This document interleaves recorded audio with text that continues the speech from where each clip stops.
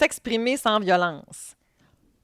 Est-ce que ça vous arrive de parler à l'autre, même si vous l'aimez vraiment beaucoup, mais de devenir irrespectueux ou de tomber dans la victime ou d'être un peu dans le bourreau, d'attaquer l'autre ou de vouloir jouer au sauveur?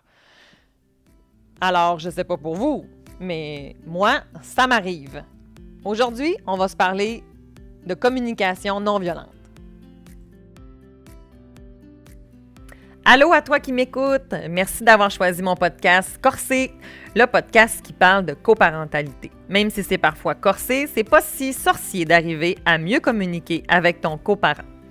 Que tu sois en couple ou séparé, ou une autre forme de coparentalité, ou que tu travailles dans l'aide aux familles, Corsé risque de te donner des pistes pour améliorer ton quotidien dans ta famille.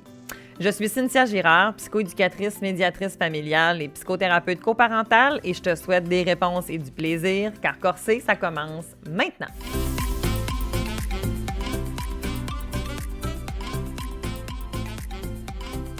Allô? Alors aujourd'hui, j'avais envie qu'on se parle de s'exprimer clairement sans violence. L'utilisation de la communication non violente, il y a plusieurs écrits là-dessus, on peut trouver plusieurs informations sur Internet. C'est super beau écrit sur un papier. Mais dans la réalité de tous les jours, quand on est envahi par l'émotion du moment, trouvez-vous que le défi augmente et ça devient un peu plus difficile de rester parfois dans cette communication non violente, de rester calme et zen, de s'exprimer clairement, sans attaquer l'autre, de rester centré sur son besoin? Ouh! En tout cas, je ne sais pas pour vous, vous commencez peut-être un peu à me connaître et à m'entendre. Je parle fort, je ris fort, je suis intense. Alors imaginez-vous quand je suis fâchée. Fait que, en tout cas, moi, de mon côté, ça demeure encore un défi. Même si j'ai toute la théorie en poche, ça demeure que dans le quotidien, parfois, je dérape. Alors, j'ai envie de vous présenter, en fait, la technique OSBD. OK, la technique OSBD, qu'est-ce que c'est? C'est une stratégie qu'on peut utiliser pour s'exprimer avec notre conjoint, conjointe, frère, mère, sœur, coparent, mon ex. Bref, l'éducatrice à la garderie, la professeure, ton patron, ton collègue, bref, avec tout le monde, OK? C'est une façon de communiquer qui peut être intéressante. Ce que j'ai envie, donc, de vous décrire, c'est comment utiliser la OSBD. Donc, O pour observation. Je nomme à l'autre mes observations, ce que je vois, des faits clairs, OK? Donc, il faut que ce soit objectif. Hein, quand j'écrivais des rapports, quand j'étais en protection de la jeunesse, ma spécialiste clinique, des fois, elle me disait, Cynthia, en ce moment, tu es en train de donner ton opinion, tu ne me parles pas des faits. Ah, soda! OK. Je revenais vers la bande, puis je recommençais. T'sais. Donc, des faits qui vont être en mesure de ne pas être contestables. Ensuite, le deuxième élément, c'est les sentiments. On va se parler des sentiments que je ressens face à ces observations-là, justement. Je nomme mes sentiments. Donc, on peut partir avec la base. Hein, ça pourrait être les émotions de base. Hein. Je suis en colère, je suis triste, je suis heureux, je suis déçu. Mais on pourrait aller un peu plus loin aussi, puis d'aller vraiment dans les sentiments. Je me sens frustrée, je me sens inférieure, je me sens pas comprise, je me sens pas importante, je me sens pas soutenue. Hein, ça pourrait être ça qu'on pourrait aller. En troisième, on va parler après ça de notre besoin. Fait que je nomme mon besoin à moi, pas celui de mon enfant, pas celui que je pense que l'autre voudrait. Non, non, non. Mon besoin à moi. Fait que ça veut dire que j'ai fait une petite réflexion avant. Hein? Ça veut donc dire que je le ferai peut-être pas sur le coup de l'émotion. Je vais attendre. Je vais avoir réfléchi à mon affaire, puis après ça, je vais revenir. Je vous rassure, plus on l'utilise, plus on vient bon on the spot. C'est comme sur le coup, on y arrive, OK? Mais il faut se pratiquer en masse. En quatrième, on va ajouter une demande. Maintenant que je t'ai nommé comment je me sentais par rapport à mes observations, à la situation, puis que je t'ai exprimé de quoi j'aurais besoin, je vais te formuler une demande claire. Donc, la demande, c'est une proposition de solution alternative à notre situation dans le but de répondre à notre besoin. Fait que là, si c'était pas clair ce que je viens de dire là, ce que ça veut dire, c'est que je suis, en grande partie, l'unique responsable de cette solution-là. Je répète, je suis en grande partie l'unique responsable de cette solution-là. Vous allez me dire, mais oui, mais là, je veux dire, c'est l'autre là qu'il faut qu'il change, tu sais. Je veux dire, s'il me tape ses nerfs parce qu'il ramasse pas ses bas, il faut qu'il ramasse ses bas. Ouais, je comprends. Mais non. En fait, l'affaire, c'est que vous n'êtes pas responsable de l'autre. Vous ne pouvez pas contrôler l'autre. Jamais. Je ne sais pas si vous avez essayé ça dans votre vie, d'essayer de changer une personne qui n'avait pas le goût de changer. Il faut se lever de bonne heure. Puis souvent, on devient bien plus fatigué, nous-mêmes, que d'attendre que l'autre change. Vos émotions, elles vous appartiennent. Vos sentiments, elles vous appartiennent. Puis là, je vous entends déjà là, dans votre auto, dans votre bain, dans votre cuisine, sacrer après moi ou être fâché après moi en me disant non, non, non, non, non, moi, ce qui m'a fait vivre, là, c'est vraiment terrible, puis c'est le seul responsable. Je comprends. Moi aussi, je pensais de même avant. Puis ça m'arrive encore, parce que c'est vraiment très, très confrontant ce que je dis là, puis je le sais. C'est pas évident que quand tu as vécu quelque chose d'extrêmement grave, de penser que l'émotion que ça te génère en toi, tu es responsable. Les gestes que vous avez vécus, la situation que tu as vécue, ça, il y a une partie que tu n'es pas responsable. Hein? Si j'ai vécu de la violence, si j'ai vécu une séparation, j'ai vécu un gros conflit, une mise à pied, c'est vrai, ça, ce bout-là, l'action en tant que telle qui est arrivée, vous n'êtes pas responsable. Mais une fois que c'est arrivé, l'émotion que ça génère en vous, elle vous appartient. Qu'est-ce que je vais faire avec ça maintenant? Je vais vous partager quelque chose de personnel un peu. Moi, j'en ai voulu longtemps à ma mère. Je la tenais responsable de certains agissements que j'avais. Puis quand j'ai compris que ça appartenait au passé, puis que finalement, la colère que j'avais en moi, elle m'appartenait rien qu'à moi, bien, soudainement, il y a vraiment comme un apaisement qui s'est installé. Bon, en même temps, j'ai eu de la psychothérapie pendant des années, là, pour m'aider à faire ce cheminement-là. Mais la chose étant que j'ai fait mon deuil. Hein, j'ai appris à faire mon deuil par rapport à ça.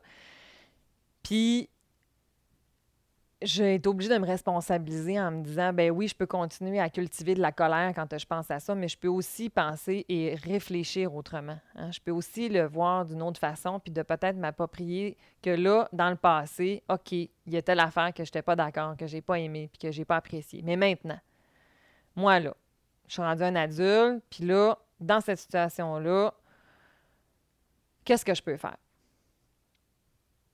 Est-ce que quand je suis en colère, ça me rend productive? Puis est-ce que c'est vraiment efficace pour ma relation avec, par exemple, mon chum, quand il fait quelque chose, puis ça me fait penser à la relation que j'ai avec ma mère, puis que là, je me défoule dessus, puis que là, on chicane pendant genre 2-3 heures? Ben, au final, ma mère, elle, dans son salon, elle n'est même pas au courant, puis ça ne fait absolument rien. Mais moi, dans ma relation actuelle avec mon conjoint, ça fait des ravages. Fait que ça, c'est non. J'en veux plus de ça. Alors, OK, cette situation-là me fait penser à ce que j'ai vécu dans ma jeunesse. OK, c'est là que ça me rend. OK, parfait. Ceci étant dit, je fais quoi avec ça? En ce moment, j'ai un conflit, et là, comment je peux le régler? Si je suis en colère, je ne peux rien faire. Alors, il faut que j'arrive à m'apaiser. Tu as le droit d'être fâché. Je te dis pas que tu n'as pas le droit d'être fâché. Tu as le droit d'être en colère.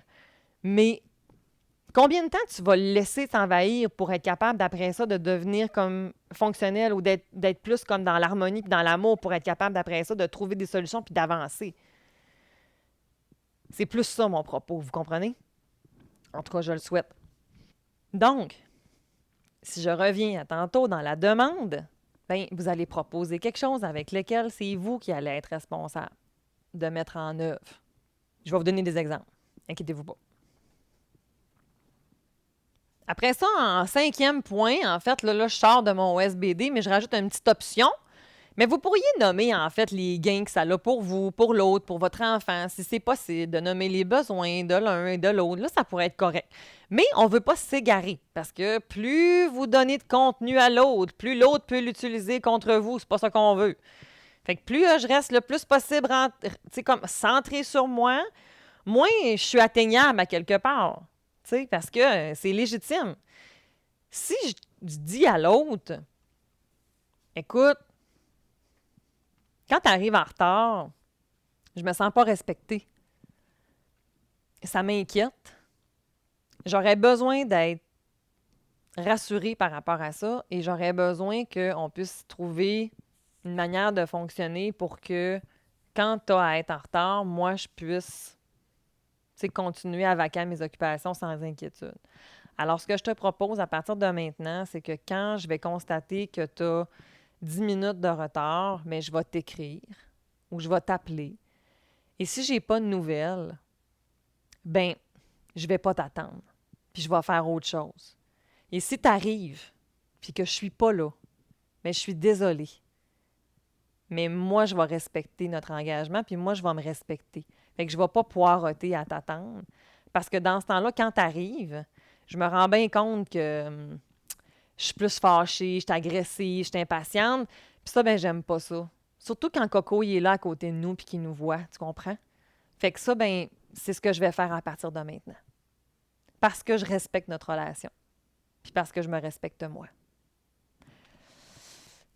L'autre bord, là, je ne peux pas dire grand-chose à ça, tu sais. Parce que je ne l'ai pas responsabilisé. Je veux dire, les raisons sont peut-être super valables, là, pourquoi il est en retard, là, puis c'est bien correct, sauf que vous, de votre côté, vous n'avez pas à être responsable. On n'a pas à être responsable des choix de l'autre. Hein, dans le fond, faut qu'on arrive à co-construire quelque chose ensemble. OK. Je vais donner un autre exemple. Dans mon exemple précédent, les parents pouvaient être ensemble ou pouvaient être séparés. Hein, ça aurait pu. Ou ça aurait pu être dans une relation amicale ou une relation avec, tu sais, comme, en tout cas, des retards. Hein, ça pourrait être avec plein de monde, finalement. Fait que je vais vous donner un exemple maintenant avec des gens qui seraient, mettons, séparés. Je remarque que je n'ai pas eu de réponse à mon courriel depuis notre dernier échange du 4 mars. Bon, là, ici, on a notre observation, c'est un fait. Je ressens de la colère et de la tristesse. Bon, ben écoute, ça, c'est pas mal notre émotion, notre sentiment. J'aurais besoin d'être considérée, j'aurais besoin d'avoir ton opinion face aux décisions qui concernent notre enfant. J'ai besoin que notre entente soit respectée. OK. Fait que là, ici, elle vient de nommer son besoin. Hein, dans le fond, on peut comprendre que dans cette situation-là, on sent qu'il y a vraiment beaucoup de tension, hein, parce que, tu sais, on peut peut-être nommer notre enfant, on peut peut-être nommer son nom, hein, dans le fond, aussi déjà là. Donc, la demande va être, bien écoute, à partir de maintenant, si je me rends compte qu'après un délai de 48 heures, je n'ai pas de signe d'approbation de ta part, bien, je vais prendre action face à ma demande. Ça voudra dire pour moi que tu acceptes. Voyez-vous, là, ici, j'ai une demande dans laquelle, encore là, la personne, elle est seule responsable. Je ne peux pas attendre après toi, l'autre côté. Là. Si tu ne prends pas action après ça, bien, quand même que tu voudrais venir me le reprocher, c'est parce que tu ne peux pas dire que je n'ai pas essayé, là. Je rajoute une petite option. Hein, dans le fond, de cette manière, je vais sentir que je ne te brime pas. Et de mon côté, je vais me sentir légitime de prendre action. Pour Coco, ben, ça aura l'effet que de ne pas retarder la réponse à ses demandes. Merci à toi, je suis ouverte à discuter d'une autre option si tu le souhaites. Ma dernière phrase, elle est primordiale.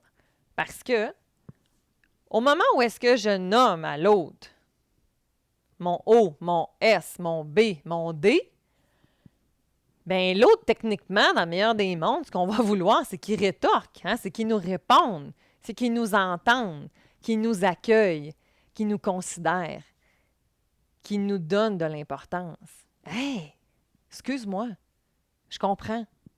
J'ai pas voulu te faire sentir comme étant moins importante ou de pas te considérer. Je suis vraiment désolée. Je regarde jamais mes courriels. Puis là, l'autre peut essayer de se justifier. On va pas tomber dans ça. OK? On n'a pas besoin. L'autre n'a pas nécessairement besoin, mais je peux aller, par exemple, valider. Hein, dans le fond, d'aller valider avec l'autre puis de venir pouvoir rassurer. Puis là, on est dans un échange qui devient réciproque. Parce qu'il y a de l'empathie qui s'installe avec l'autre. Hein, c'est ça que je vais vouloir. Comprendre l'autre. Plus je suis en mesure de mettre à la place de l'autre, moins je suis en mode attaque. Hein? Ouais, mais c'est à cause de ça que j'ai fait telle affaire. Ouais, mais moi, j'ai pensé telle affaire. Puis là, ouais, mais tu sais, toi, t'aurais dû faire ça. Ouais, mais moi, j'avais pensé ça. Puis toi, t'étais pas là pour ça. Puis, ouah! Là, ça fait boule de neige. Le conflit devient comme super gros. Puis ça ne s'arrête pas. Le but, c'est pas ça. C'est de rester dans l'OSBD. Tout le temps, le plus possible. Parce que c'est beaucoup plus constructif. On s'égare moins. Le but, c'est pas de tomber dans la justification. Il n'y a personne qui est meilleur que personne. C'est pas parce que moi, je t'envoie ça que ça veut dire que je suis meilleur que toi.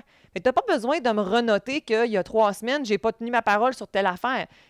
Je te parle pas de quelque chose qui est arrivé il y a 3 semaines. Je te parle de tout ça maintenant, en ce moment, quand je t'écris, j'ai pas de retour. Si tu veux qu'on parle de l'autre élément d'il y a 3 semaines, par exemple, ça me dérange pas. Je suis vraiment ouverte. Mais je t'invite à t'exprimer d'une façon où est-ce que je vais être capable de t'entendre.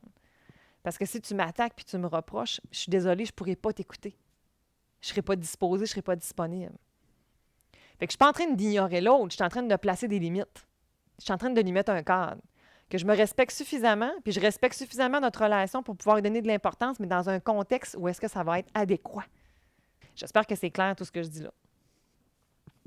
Bien entendu, quand on parle à l'autre, on n'impose pas rien. Fait qu'on commence avec des jeux, on termine avec des jeux. On parle avec de la courtoisie, le plus possible. On va favoriser l'écoute et non pas la justification. En discussion verbale, dans le fond, parce que là, tantôt, j'avais un exemple verbal, après j'avais un exemple écrit. Mais dans le meilleur des mondes, bien, on va répéter les étapes. C'est ça que je disais tantôt. On ne sort pas. On essaie de rester collé là-dessus. Puis si la tension devient trop élevée, bien, on prend une pause. Écoute, ça me touche ce que tu me dis, là. Ou ça me dérange ce que tu me dis. Ça me fait de la peine ce que tu me dis. Ça me rend en colère ce que tu me dis. J'ai besoin d'y penser. Bien, c'est correct. Combien de temps? Une demi-heure? Une journée? Parfait. On s'en reparle. Encore là, de se donner un délai démontre l'importance que la relation a pour vous. Combien de discussions sont laissées sous le tapis? Puis là, on les accumule, puis on les accumule. Puis là, de manière, quand tu essaies de marcher sur le tapis, qu'est-ce que tu fais? Tu t'enfarges dedans parce qu'il y a trop d'affaires en dessous. Fait que on se mélange avec plein de choses. Puis là, ben on parle plus. Ça arrive vraiment souvent. Combien de fois ça arrive dans mon bureau que les gens, ils se chicanent? Puis là, je les interromps, puis je leur dis, vous parlez de quoi? Ben là, moi, je suis en train de parler des rendez-vous. OK? Puis vous parlez de quoi?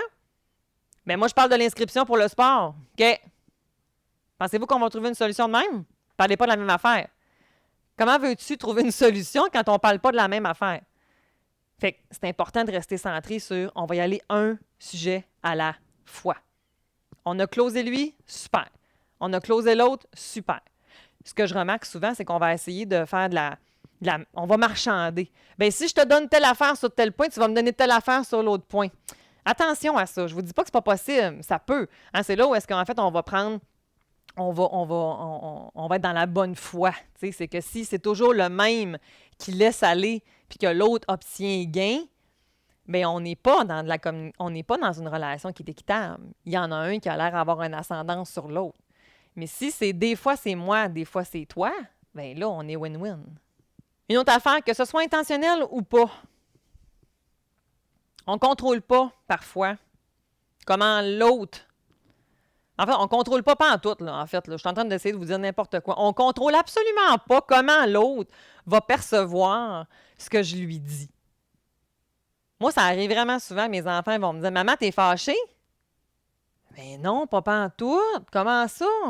À cause, tu sais, comme je vous l'ai déjà dit, je ne sais pas si je l'ai déjà dit, mais je suis intense. Fait que puis, tu sais, j'ai tout un faciès. Le podcast, c'est une bonne affaire parce que j'ai beaucoup d'expressions faciales. Fait que ça fait en sorte que des fois, j'ai l'air bête, mais je suis comme super contente. Fait que là, c'est comme soda. Mais non, tu sais, pour les fois que je suis contente. Tu sais? Donc, qu'est-ce que je vais faire? Je pourrais me justifier. Non, là, je suis pas fâchée. Là, ça n'a pas rapport. Je m'excuse, mon amour. Je m'excuse, mon amour. Non, maman, elle n'est pas fâchée du tout, ma cocotte. Tu pensais que maman était fâchée? Oui, OK. Mais je suis désolée, c'était pas mon intention. Pas du tout, mon amour. Maman est vraiment correcte. Ah, OK. Fait que j'assume ma part de responsabilité. Que ce soit 10 20 40 70 il y a une chose qui est sûre, vous avez un nombre de pourcentages. Pourquoi? Parce que c'est une dynamique relationnelle. Fait que des conflits, ça se fait jamais tout seul. À moins d'avoir un trouble de santé mentale sévère, c'est assez rare, OK? On est vraiment, habituellement, j'ai besoin de l'autre. Donc, on se blesse en relation, on se reconstruit en relation. On ne va pas se positionner en victime non plus, OK? On est responsable de comment on gère nos émotions et nos actions. Fait que c'est jamais l'autre, OK, qui est responsable de nos actions. Souvenez-vous, je vous l'ai nommé tantôt, c'est ça. Hein? Ouais, mais c'est parce que c'est parce que j'étais trop fatiguée, que je t'ai tombé dessus, j'ai trop eu une grosse journée, fait que j'avais le droit de te sacrer après. Non, jamais. Je suis pas responsable de ça. Ça t'appartient pas. Fait que t'as eu une grosse journée, je t'entends, je t'accueille, nomme-moi là. Mais t'as pas à me tomber dessus, par exemple. Ça fonctionne pas. Fait que qu'est-ce que je vais faire, c'est qu'à partir de maintenant, quand tu vas me parler comme ça, mais je suis désolée, mais je vais quitter la pièce. Puis quand tu seras dépompé, tu pourras venir me voir. Je respecte trop notre relation pour ça. Parce qu'autrement, on peut monter dans une accumulation, puis ça peut tomber dans d'autres choses. Il y en a sûrement ici qui sont en train de se rendre compte que je suis en train des fois de parler aussi du cycle de la violence. Hein? Ça s'installe de façon très pernicieuse. Hein? Avant d'avoir une tape, on a souvent eu beaucoup de mots. Et on a toléré, on a accepté beaucoup de choses. Puis des fois, on s'en rend même pas compte. Parce que ça fait tellement longtemps qu'on se parle comme ça. C'est correct. Ça ne veut pas dire que vous êtes responsable plus. Pas pantoute. C'est pas ça que ça veut dire. Les relations sociales, les relations amoureuses, des fois, c'est complexe. Donc, je vous ai parlé de ne pas se mettre en... L'autre est en victime, ni non plus l'autre en bourreau. Tu n'as pas plus le droit, hein, dans le fond, d'utiliser la manipulation, la violence ou tout autre comportement dans le but d'avoir un gain, hein, en exerçant un contrôle sur l'autre. Si tu te reconnais dans ce que je te nomme là, soit d'un côté ou de l'autre, hein, soit du côté plus celui qui reçoit ou celui qui donne, bien, je t'invite à consulter. Parce que peut-être que ça vaut la peine d'aller en jaser. Soit en personnel, soit en couple, soit en coparentalité si on est séparés. Mais l'objectif, c'est d'être bien, en fait.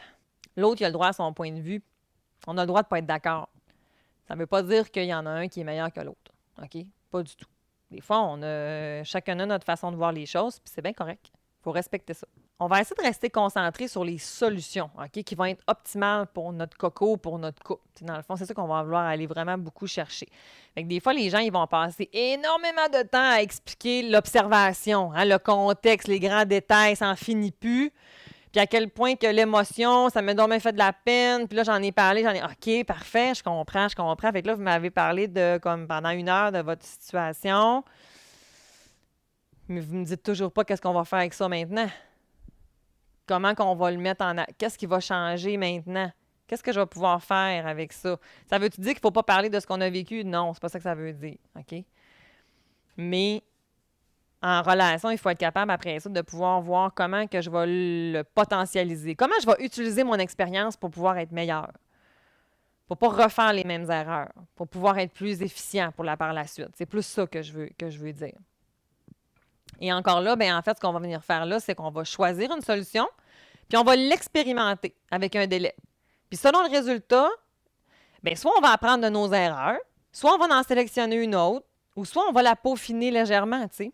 Je vous invite à aller voir sur la capsule Instagram que je fais avec les carousels. Vous allez voir, il y avait dans cette capsule-là un bonhomme qui explique un peu le OSBD. Ça va vous permettre de pouvoir l'avoir en image. Si vous avez le goût aussi d'aller un peu plus loin, bien, vous pouvez aller voir le blog dans lequel j'ai aussi le contenu écrit de ce qu'on vient de se parler là sur mon site web directement. Alors, la communication non violente, le OSBD, ça ressemble à ça. Maintenant, bonne pratique! Et bien voilà, c'est comme ça que se termine l'épisode d'aujourd'hui.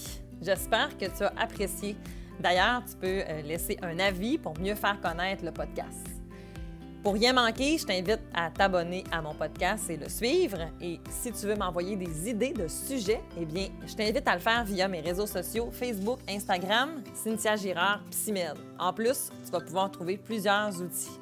Et pour mieux me connaître et voir tous les services offerts, rends-toi directement à girardcynthia.com. Rappelle-toi que si je t'ai bousculé aujourd'hui, je l'ai fait avec tout mon amour et toute ma bienveillance. Et ça, dans le but unique d'améliorer ta situation familiale. Alors, on se voit la semaine prochaine. Salut!